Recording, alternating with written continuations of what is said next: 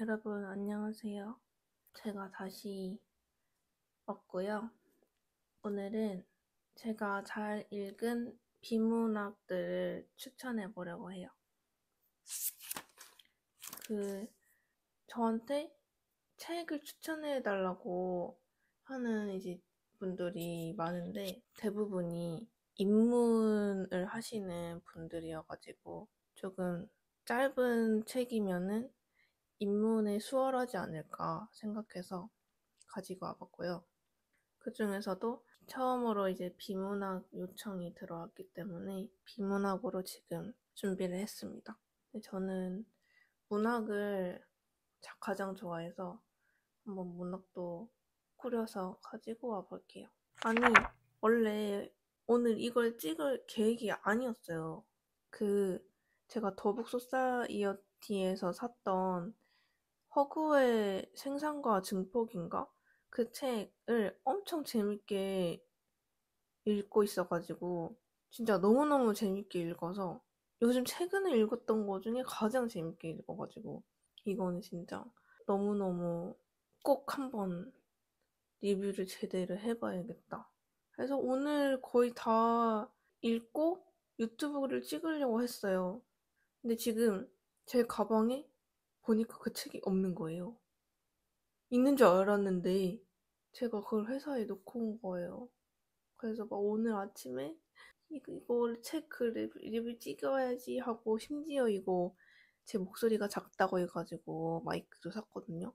마이크도 써봐야지 이러면서 되게 들떠 있었는데 책이 책을 놓고 와가지고 진짜 완전 진짜 한순간에 너무 스트레스 받는 거예요.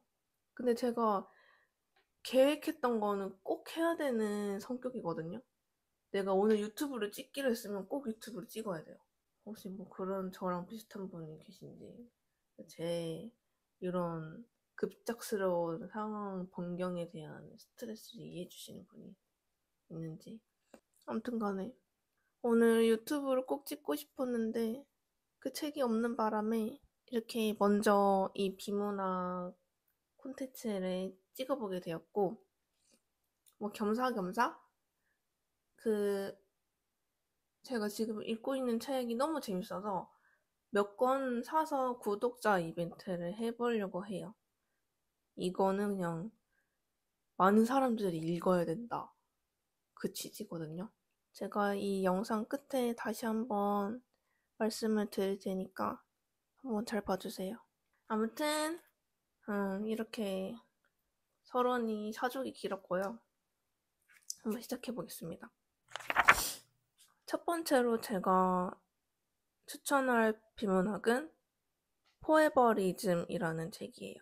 바로 전 영상에서 말했던 책이기도 한데, 우리 사회에서 노스텔지어가 어떻게 자리 잡고 있는지에 대한 책이거든요. 이 시대에 모든 게 디지털화 되면서 영원화가 될 수 있고, 과거로부터 오던 것들이 계속 현재에 끌고 오면서 상품화가 되고, 영원히 그걸 우리가 가져갈 수 있는 상황에서 과연 우리는 발전하고 있는지에 대한 그런 책입니다. 이 책은 너무나도 최근에 리뷰를 했기 때문에 여기까지 말씀을 드리고요. 아마 한 10분쯤, 15분쯤 밖에 영상이 안 되니까 보시는 걸 추천드릴게요. 두 번째로는 한병철 교수님의 피로사회라는 책을 추천드릴게요. 제가 이걸 진짜 재밌게 읽어가지고 블로그에다가 자세히 리뷰를 남겨놨었는데 한번 슬슬 보면서 이야기를 해보겠습니다. 이제 한병철 교수님이 철학하시는 분이니까 이것도 철학책이거든요. 우리 사회에서 왜 우울증이 증식하고 있는지에 대한 걸로 이제 서두가 진행이 되고 그 원인은 바로 긍정성의 과잉이다라고 얘기를 하세요. 우리 사회가 지금 자본주의이고 어떻게 보면은 자본만 있으면 뭐든지 할 수 있는 사회잖아요. 그래서 뭔가를 못했다고 얘기하면은 너가 돈만 벌면은 다 할 수 있는 건데 너는 그걸 왜 못했니? 가 바로 기본적으로 나오는 그런 반박의 스탠스이고, 그래서 모든 것을 이해할 수 있는 사회가 되게 과잉의 상태라고 얘기를 하세요. 보드리아드라는 사람이 이렇게 얘기를 했대요. 현존하는 모든 시스템의 비만 상태이다. 뭐든지 할 수 있다.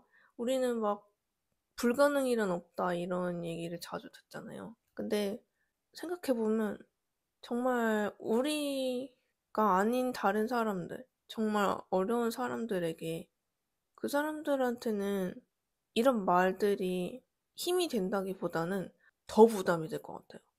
이렇게 사회는 다 할 수 있는 상태고, 내가 이렇게 못나고 가난한 게 전부 다 그러면 내 탓이 되는 거잖아요. 내가 돈이 없어서고, 사회는 뭐든지 희망차고 다 할 수 있는 사회인데, 왜 나는 이렇게 됐지? 이러면서 점점 더 사람이 우울해지는 거죠. 그리고 지금이 성과사회라고 정의를 하시는데, 사람들은 계속 할 수 있다, 할 수 있다라는 그런 모티베이션을 받으면서, 아까 말씀을 드렸듯이 그런 모티베이션이 주어지었음에도 불구하고 당연히 못하는 사람이 있죠. 그 상황에서 할 수 없는 사람이 있죠. 근데 그런 사람들을 이제 낙오자로 취급하면서 점점 더 이 젊은이들이 우울증에 빠지게 된다. 근데 우울증이 진짜 이 한국 사회에 너무나도 심각한 문제인데, 그냥 요즘에는 거의 밈으로 사용되는 것 같아요.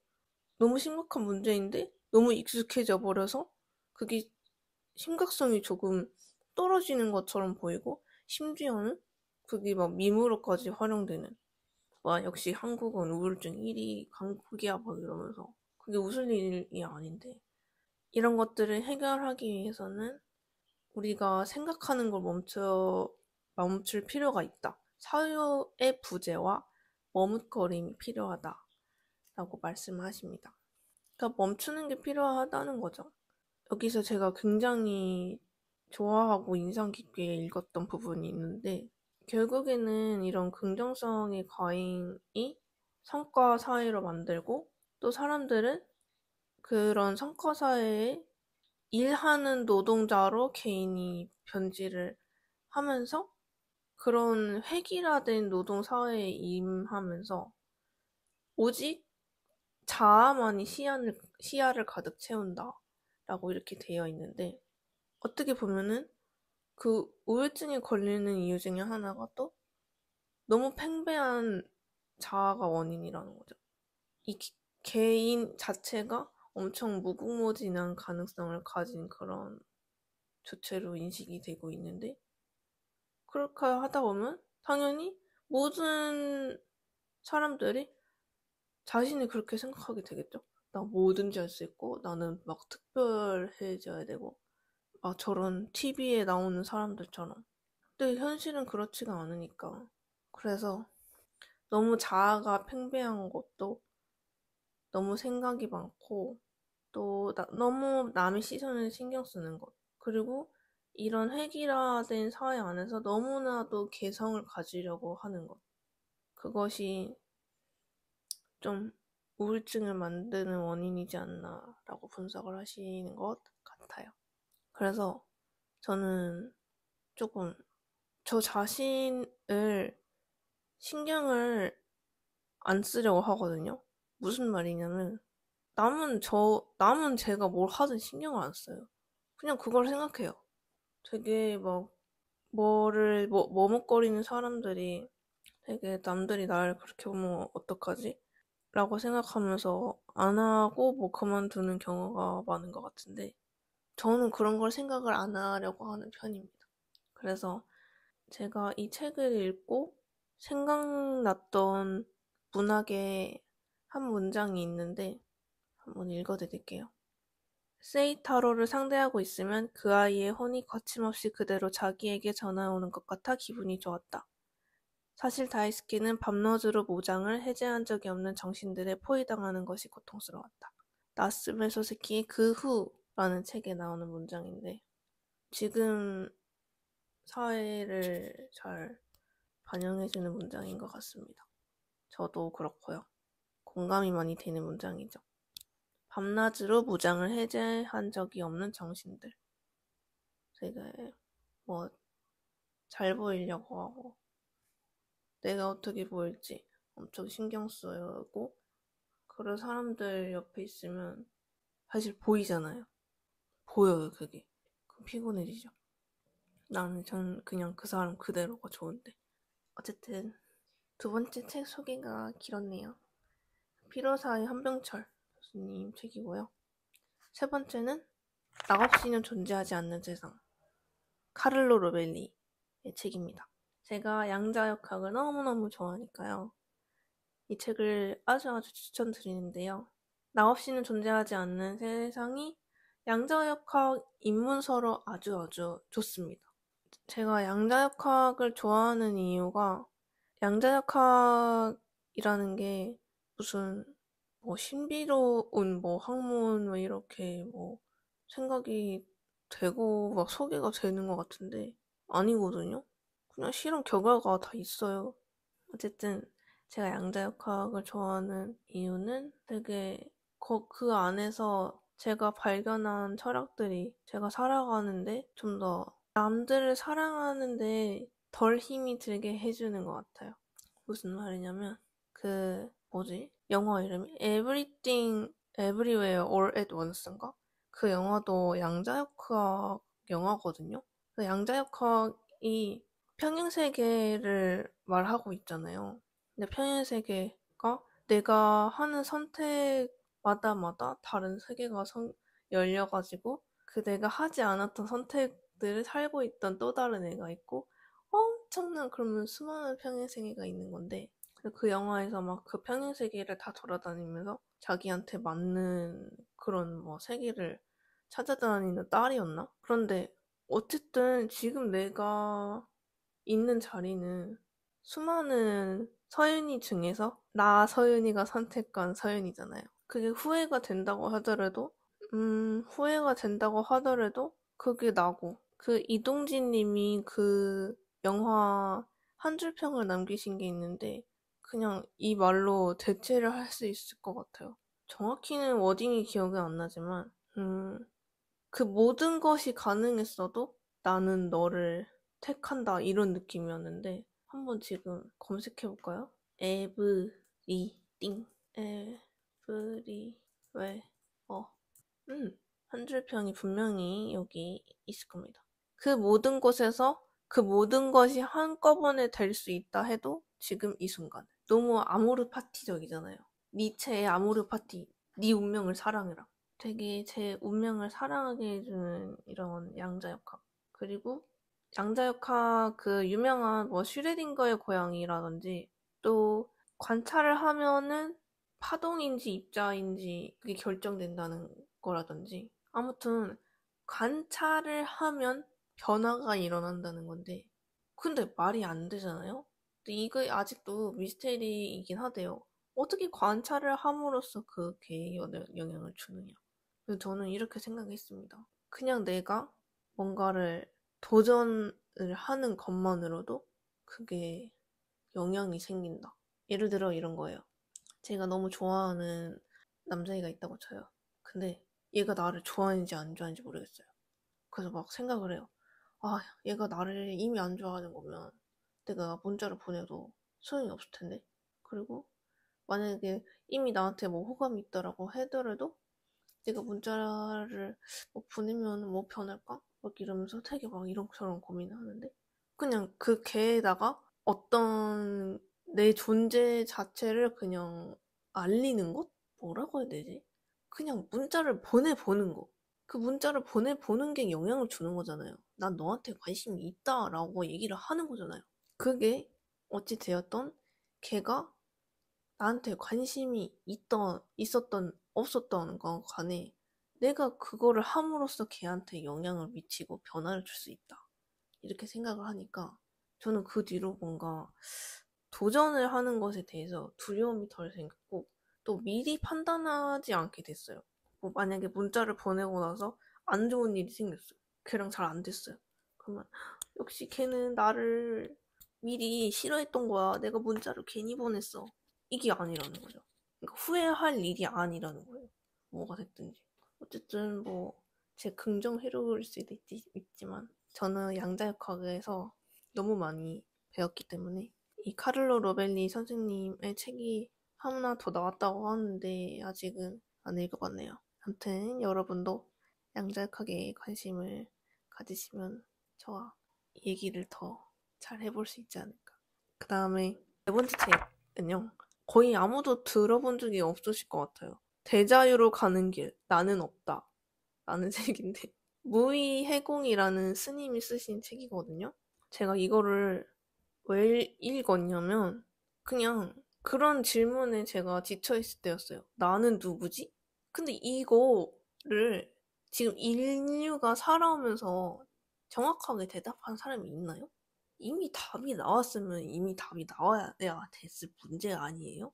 정답이 없다는 거 아니에요? 그럼 질문이 잘못되지 않았을까요? 나라는 게 뭐지?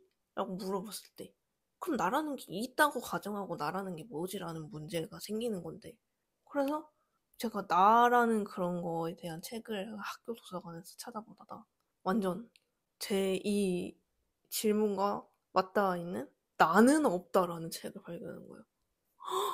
그래서 이건 읽어야 돼 이러면서 딱 책을 집어들었는데 표지가 진짜 개촌스러워요. 막 무슨 막 나무 있고 막 그냥 딱 봐도 읽기 싫은 책인데 내용이 아주 저한테 영향을 많이 미친 책입니다. 그래서 저는 이 책을 읽은 이후로 생각이 아직 바뀐 적이 없어요.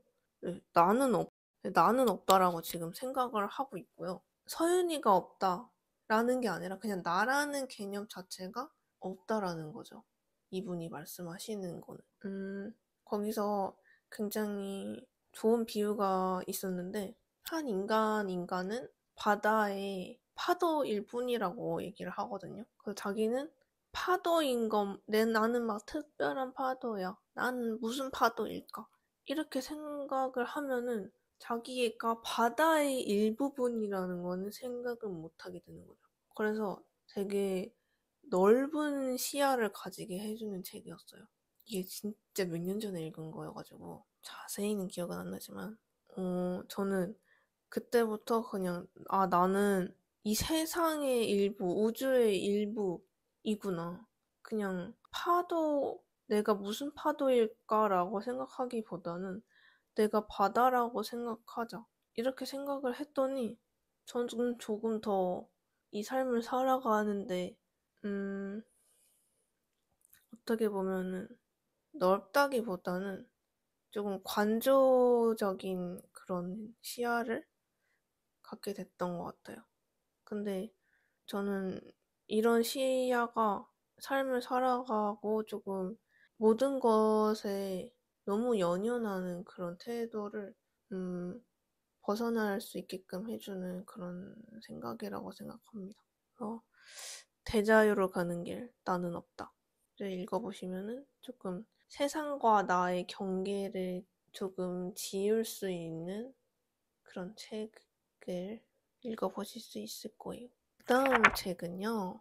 제목이 조금 긴데요. 마리아가 예수의 발에 눈물을 떨구다 라는 책이에요. 제목에서 보셨듯이 이거는 종교 중에서도 그 다음에 기독교 책이고요.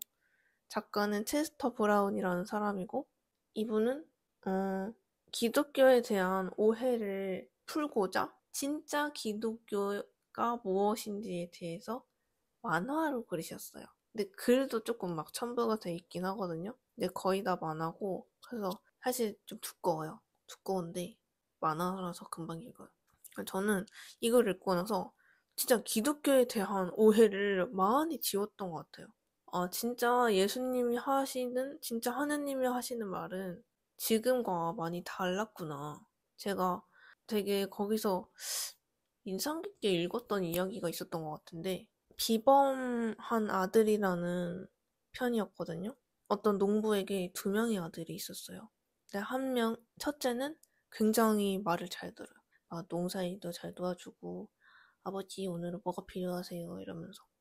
근데 둘째 아들은 이미 집을 나가가지고 자기 마음대로 삽니다. 막 여자랑 놀고 술 마시고 방탕한 생활하고. 근데 둘째 아들이 돌아올 때마다 아버지는 그런 아들을 탓하지를 않고 잘 돌아왔다 이러면서 맛있는 음식도 주고 심지어 용돈도 주고 그걸로는 막 맨날 술 먹고 다니는데 막 돈도 계속 줘요. 근데 첫째 아들은 굉장히 그러고 보고 화가 나겠죠. 나는 아버지 옆에서 이렇게 열심히 도와드리고 성실히 사는데 아버지는 그건 당연하게 생각하시는 것 같고 둘째 아들은 저렇게 흥청망청 사는데 왜 쟤한테는 잘해주시고 돈까지 주시지? 라고 생각을 해서 아버지한테 이렇게 말합니다. 막 불만을 쏟아내요. 아버지, 왜 쟤한테 돈을 주십니까? 저한테는 아무것도 안 해주시면서 너무하시는 거 아닙니까? 근데 아버지가 뭐라고 하냐면은 네 동생은 순종하지 않음으로써 살아있느니라. 반면 너는 불만을 억누른 채 복종함으로써 죽어있느니라. 시키는 대로만 할 줄 아는 맹목적 숭배자를 과연 주님께서 원하실 거라고 생각하느냐? 진짜 근데 이런 얘기가 있었다는 거 하면 무조건 음, 요즘 기독교와는 다른 인상을 저는 받았고 거기서 있었던 말이 신은 손수 그들을 위해 창조한 질서를 과감히 거슬러 자신의 삶을 개선하는 자들을 좋아한다 라고 써있더라고요. 요즘 기독교를 보면은 막 교리 안 따르는 사람을 욕하고 그러잖아요. 너무 안 맞잖아요. 저는 그래서 기독교를 싫어했던 거거든요. 동성애를 하면 안 된다. 혼전순결을 지켜야 된다. 그리고 예수님 이외의 신을 믿으면 안 된다. 되게 뭐가 많아요. 그게 과연 종교의 최종적 목적인 사랑과 맞닿아 있는 행동일지에 대해서 저는 항상 회의감이 있었고 그래서 좋아하지 않았었던 건데 원래 기독교가 이랬다라고 이 체스터 브라운 님이 얘기를 하시니까 역시 예수님 하나님은 죄가 없다. 기독교를 타락시킨 인간들이 문제다라고 저는 생각을 했습니다.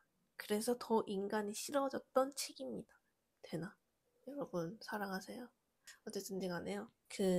기독교 자체가 부흥하게 된 게 이제 그때 왕이 원래 권력이 셌던 종교를 누르기 위해서 뭐 괜찮은 종교 없나?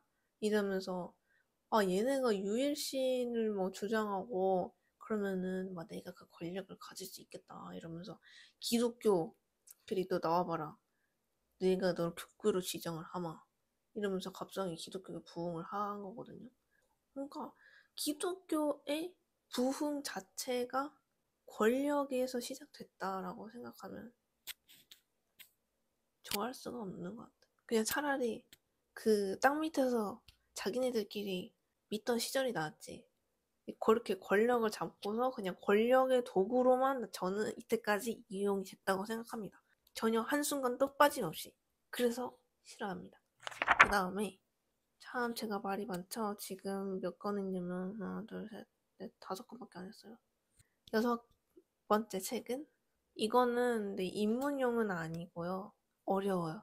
이건 약간 시를 좋아하시는 분들이 읽을 만한 철학 산문이라고 해야 되나? 그런 책인데 파스칼 키냐르의 혀끝에서 맴도는 이름이라는 책입니다. 파스칼 키냐르가 시쓰기에 대해서 쓴 산문이에요. 근데 되게 섹슈얼하게 썼던 게 굉장히 매력적인 책이어서 추천을 하고 싶은데 그 시인은 내가 뭔가 비유하고자 하는, 내가 찾고자 하는 언어를 찾을 때, 그때를 발기의 순간에 비유를 하고요. 그 다음에 그 언어가 딱 떠올라가지고, 생각이 막 안 나던 게 딱 떠올랐어. 그때 딱 입으로 뱉을 때, 그때의 순간을 사정의 순간이다라고 이렇게 비유를 합니다. 근데 너무 비유가 찰떡인 것 같아서 읽는 내내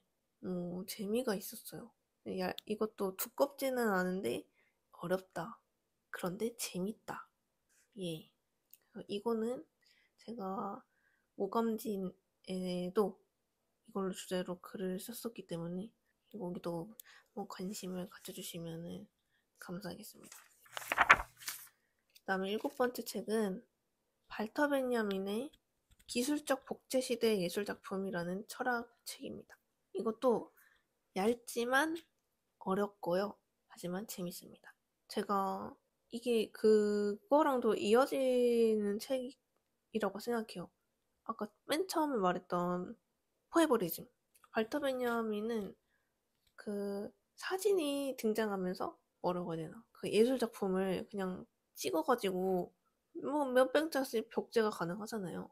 만약에 뭐 조각상은 하나뿐인데 그 조각상을 사진 찍어가지고 뭐 몇백 장씩 뿌리면은 그게 계속 복제가 가능하듯이 그러면은 원본의 아우라의 몰락이 이루어진다 라는 그런 얘기인데 근데 발터 베냐민은 말씀을 드렸듯이 이거를 예술작품이 대중화 되기까지의 긍정적인 몰락이라고 보고 있지만 지금 시대에 와보면은 뭐든지 복제가 가능한 게 정말 저는 긍정적인 몰락만은 아닌 것 같다. 조금 인간성을 상실해가는 시대가 아니지 않나 그렇게 생각이 듭니다. 그래서 이 책은 그냥 미학의 대표적인 또 하나의 책이니까 읽어두시면은 어디서든지 써먹으실 수 있는 그런 책인 것 같아요. 아주 재밌게 이것도 그 시대 상황에 반영을 해가면서 읽었던 책이고요. 그 다음에 8번째로 앨런 프랜시스의 정신병을 만드는 사람들이라는 책인데 이거는 그 좀 두꺼운데 그냥 막 설렁설렁 읽어도 되는 책이거든요. 어렵지가 않아가지고 어쨌든 이 책의 요지는 지금 이 사회에 정신병이 이렇게 많은 이유가 정신병을 만들어서 그거를 약을 팔고 그걸로 먹고 살려는 상업 중에 하나다 라고 얘기를 하는 건데요. 굉장히 설득력이 있죠. 저도 마찬가지로 별걸 다 정신병이라고 한다고 저는 생각을 했었거든요. 그래서 이 책을 읽었었던 것도 있고, 사람이 그럴 수도 있지. 특히 저는 이 생각이 요즘 사회에 너무 부족하다고 생각해요. 그럴 수도 있지. 연민이 부족해요. 연민이. 그냥 그럴 수도 있지. 무슨 일이 있었나 보지. 아니면 오늘 조금 예민한가 보지. 오늘 무슨 일이 있었나 보지. 요즘 슬픈 일이 있나 보지. 그럴 수도 있지. 근데 사람들은 막 맨날 그걸 딱 하나 잡아가지고 쟤 왜 저래? 쟤 이상해. 어떻게 나한테 그럴 수가 있어? 오늘 저 어떻게 그럴 수가 있어? 걔 봤냐? 이러면서.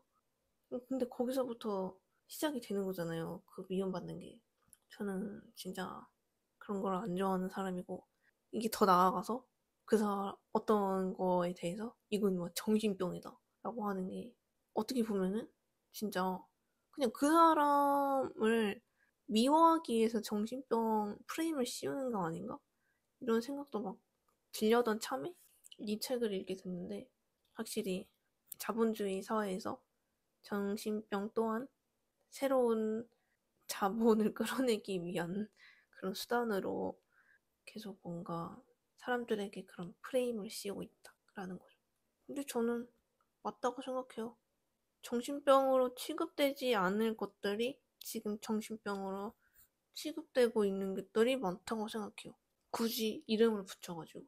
예를 들어 요즘 엄청 만연하고 얘기가 자주 되고 있는 ADHD라든지 근데 ADHD가 단점이 굉장히 많지만 장점도 있거든요. 예를 들어 멀티태스킹이 엄청 잘 된다든지 이것저것에 대해서 관심이 많아서 지대 널얏이라든지 물론 ADHD가 막 정신병이다라고 이렇게 얘기는 하진 않지만 뭔가 그렇게 받아들여지고 있는 풍조가 있는 것처럼 비슷하게 저는 정신병이 아닌 것들도 그렇게 취급되고 있다고 생각이 듭니다. 그래서 재밌게 읽었고 이제 9번째 책은 이 책은 이 세상의 지구인들이 다 읽어야 되는 책이라고 생각하는데요. 그만큼 유명하고 좀 완전 고전인 책이더라고요. 마셜 B. 로젠버그의 비폭력 대화라는 책입니다. 어떻게 대화를 해야 되는지에 대한 책이에요. 사실 우리가 대화하는 방법을 제대로 배우지 않은 것 같아요. 그냥 살면서 습득이 된 거지 제대로 교육받아 본 적은 없다는 느낌? 그냥 애들이랑 대화하면서 뭐 아주 애기 때는 엄마가 너 그렇게 어른들한테 그렇게 말하면 안 돼. 친구들한테 그렇게 말하면 안 돼. 그냥 이런 정도만 얘기를 해줬지. 그냥 그거에 따라서 얘기를 하다가 친구들이 만약에 뭐 기분 나빠하면 다음부터 이러지 말아야겠다. 막 이러면서 그냥 습득을 한 거지. 대화를 진짜 어떻게 해야 되는지에 대해서 교육의 장이 없지 않나. 그래서 저는 이 책을 어른들을 위한 책이라고 하고 싶고, 실제로 저는 이 책을 읽고 그냥 제가 대화를 너무 잘못하고 있었구나. 이거를 생각하게 한 책이었어요. 특히 화가 났을 때. 제가 화가 났을 때 굉장히 수동 방어를 하고 있는 사람이라는 걸 이 책을 통해서 알았고, 그 다음에 화가 났을 때 특히 남 탓을 많이 하잖아요. 너가 그래가지고 지금 내가 이렇게 화가 난 거 아니냐. 이렇게 대화를 보통 하는데, 화가 났을 때는 그냥 그대로, 나는 지금 상황이 이러이러해서 굉장히 속상하고 화가 난다. 내 감정에 대해서 얘기를 해야 되는 거예요. 그 상황에 대해서 분석하고 하려고를 하지 말고, 그리고 내가 남에 대해서 얘기를 하려고 하지 말고, 그냥 이 상황에 대해 한 내 감정을 말하면은 그게 건강한 대화가 된다. 근데 실제로 그렇더라고요. 제가 이 책을 읽고 난 이후에 남자친구, 특히 남자친구와의 대화를 바꿨는데, 그리고 그런 대화법을 지금까지 쓰고 있고요. 그렇게 되면 싸움이 안 일어납니다. 정말 대화가 돼요. 이 대화법을 안 써서 대화가 안 되면 그냥 그거는 그 사람은 버려도 되고요. 왜냐면 그런 사람이 저한테 있었기 때문에 갑자기 화내는 모먼트. 어쨌든지 나는 이러이러해서 나 지금 굉장히 속상해 라고 말하면 상대방 충분히 알아들어요. 아, 내가 제 기분을 상하겠구나. 이렇게 하면서. 막 내 누구누구의 잘잘못을 따지는 게 아니라. 그리고 뭐, 관계에 대해서 한 가지 더 얘기하고 싶은 게 있다면은, 저는 그런 게 사랑이라고 생각하거든요. 그 사람이 나한테 잘해줄 때만 사랑하는 거는 그건 사랑이 아니에요. 그냥 반응이죠, 그건. 잘해주니까. 나도 잘해주는 거. 근데 그 사람이 나한테 못되게 굴고 조금 미인하게 굴 때도 사랑하는 거. 그게 저는 사랑이라고 생각해요. 그래서 아까 얘기랑 뭐 이어지는 거죠. 오늘따라 막 나한테 되게 예민한 것 같고 내 말을 잘 받아주는 것 같지도 않고 그럴 때 무조건 너 왜 내 말을 안 받아주냐? 너 성격이 뭐 무슨 문제가 있냐? 이렇게 하기보다는 아, 내가 제가 이렇게 해서 지금 내 기분이 상했지만 그래도 사랑하자. 그렇게 하면은 너 왜 그러냐? 라는 말보다 오늘 무슨 일 있었어? 라는 말이 먼저 나옵니다. 그러면은 관계가 안 좋아질래야 안 좋아질 수가 없습니다. 사랑을 하라는 말이었고요. 그 다음에 10번째 책은 정현우라는 분의 대마초는 죄가 없다라는 책인데요. 이거는 대마초에 대한 편견을 아예 없애준 책이라고 볼 수 있죠. 제가 대마초에 그냥 관심이 없었어요. 뭐 나쁘다 좋다 이것도 아니고 그냥 관심이 없는 거 있잖아요. 뭐 예를 들어볼까요? 제가 갑자기 장독대? 장독대 만드는 거에 관심 있으세요? 그게 좋은 것 같으세요? 나쁜 것 같으세요? 뭐 이런 거. 장독대 뭐 누가 관심 있어요? 저한테는 그냥 그런 것 중에 하나였거든요. 뭐 대마초에 되게 관심이 많은 분들도 저는 있을 거라 생각하는데 되게 자극적인 주제니까. 전 진짜 그냥 아무 생각이 없었고 그냥 나쁘다 좋다 뭐 이런 것도 없었는데 그냥 마약의 하나다 라고 생각하고만 있었어요. 근데 남자친구가 자기는 대마초를 해보고 싶다는 거예요. 그래서 처음에는 저는 그렇게 얘기를 했죠. 그 마약 아니야? 마약을 왜 해? 이렇게 얘기를 했는데 아니다. 대마초는 마약이 아니야. 커피와 담배보다 중독성이 적어. 이러는 거예요. 그래서 대마초는 마약인데 뭔 커피랑 담배보다 중독성이 적다는 거니? 말이 안 되는 소리를 하니? 했는데 저보고 한번 이 책을 읽어봐라 하고 주더라고요. 그래서 알겠어요 이러고서 읽어봤는데 진짜더라고요. 그리고 게다가 대마초는 치료에도 쓰이는 그런 풀이라고 합니다. 되게 그 명상과 마음 치료에 대한 그런 약으로도 쓰인다고 하네요. 근데 어쩌다가 이런 해로운 마약 프레임이 쓰여졌는지는 모르겠지만 약간 그분이 그러시지 않았어요? 신해철 분인가? 신해철 분이 다른 사람들은 나 밖에서 막 무슨 짓을 하고 다니는데 나는 이 방에 앉아서 시집 읽고 대마초를 피우고 시집을 읽었는데 내가 잡혀갔다. 근데 이렇게 생각하면 되게 마약이라는 게 마약을 했다는 것만으로 처벌을 받는다는 게 어떻게 보면은 비합리적이라고도 생각할 수 있죠, 충분히. 만약에 내가 마약을 하고 집에 가만히 있었어. 근데 그것도 감옥에 가야 되잖아요.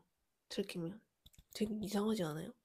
근데 마약이 그만큼 이상한 짓을 하고 중독이 되기 때문에 죄가 된다는 것은 뭐, 어느 정도 이해가 되고 있지만 그 정도 선에서는 되게 논쟁이 될 수 있을 만한 그런 포인트라고 생각해요.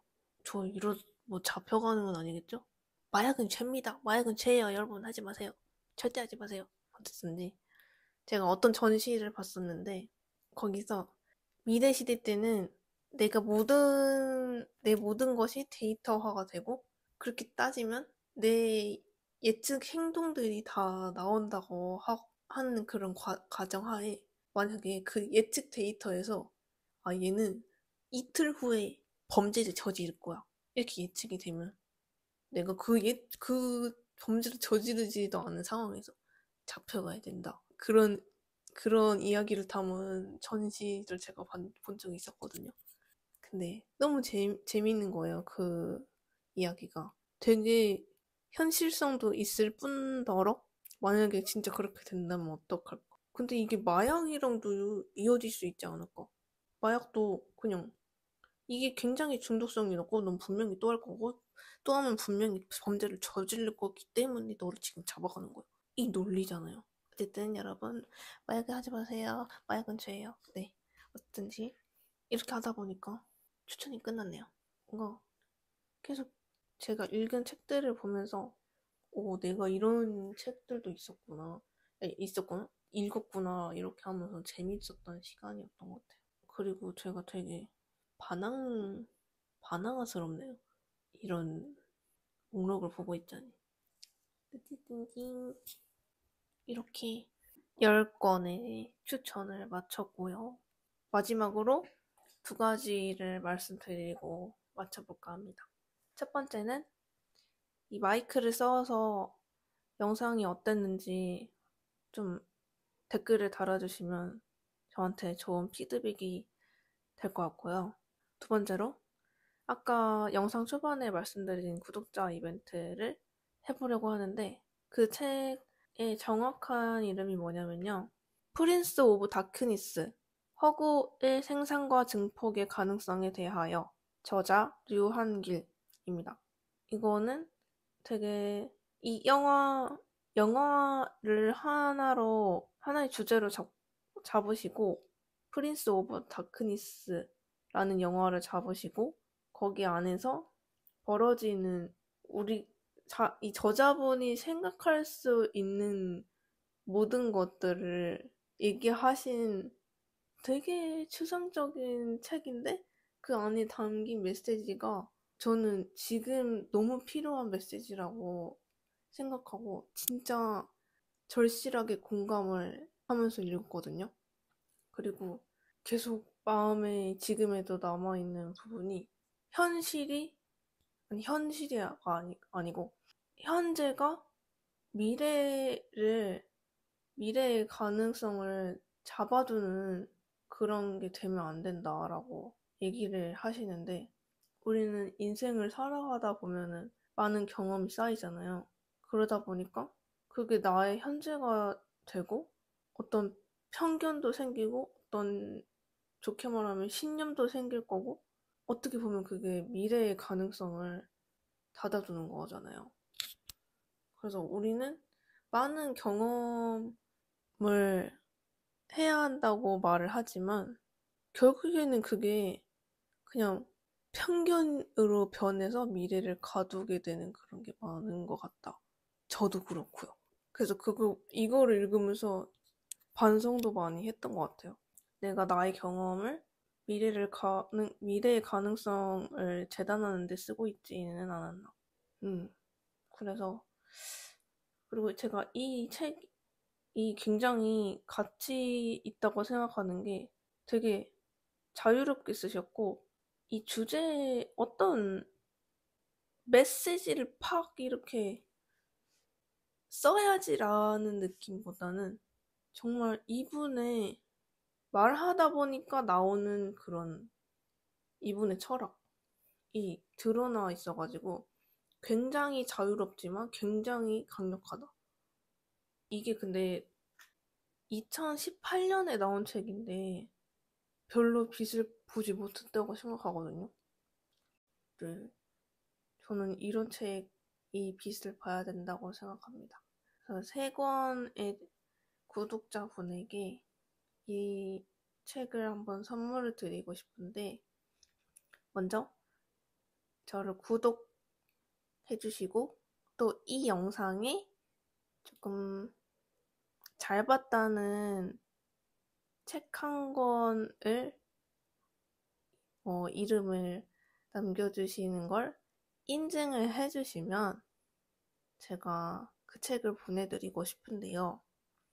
인증은 제 인스타그램 DM으로 보내주시면 되고요. 여기로 보내주시면 됩니다. 아마도 걱정이 되기는 하지만 아까 얘기한 것처럼 일단 도전해보겠습니다. 구독자 이벤트.